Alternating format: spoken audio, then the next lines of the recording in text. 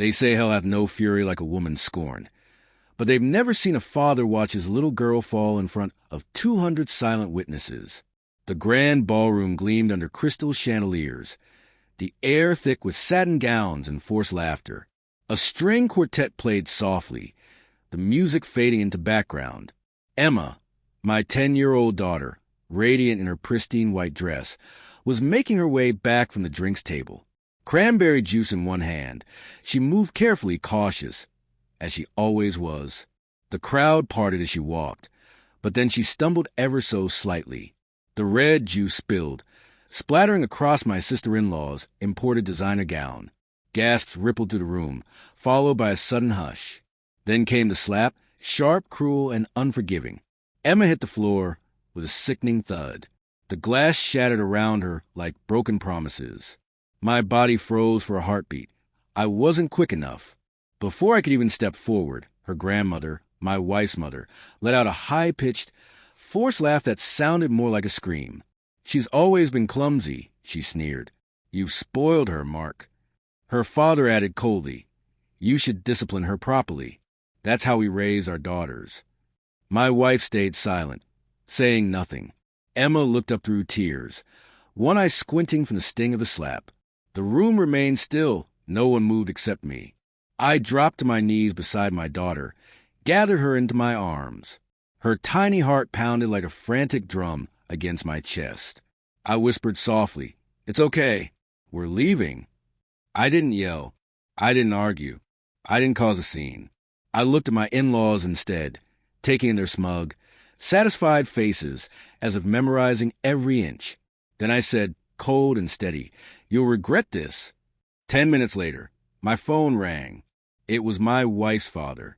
His voice trembled, angry and confused. "Mark, what the hell did you do? But let me take you back. I married into that family believing I had found peace. My wife was warm and thoughtful, or so I thought. Her sister Jenna was a firecracker. Pretty but venomous, the kind of woman who hides a snake beneath silk.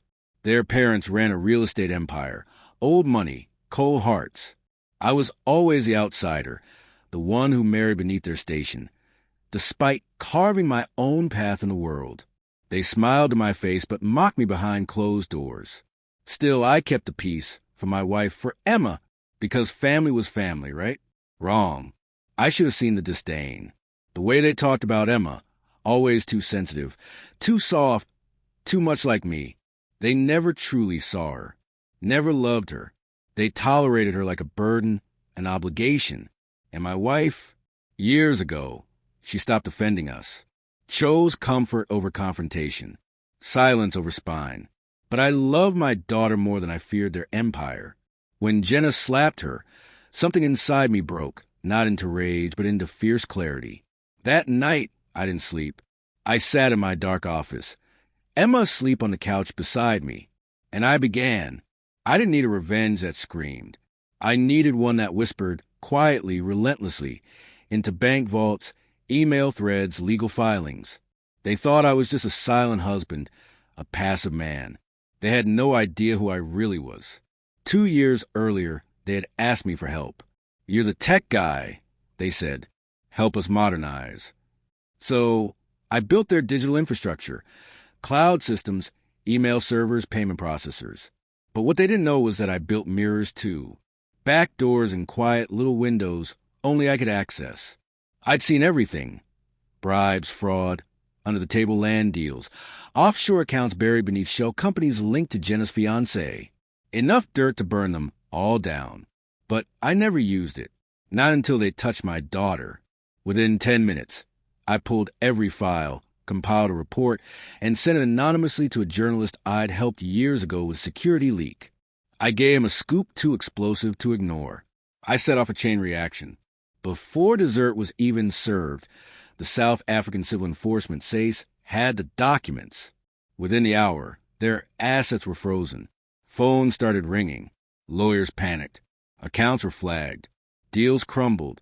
Then my father-in-law called me again, voice trembling with fury.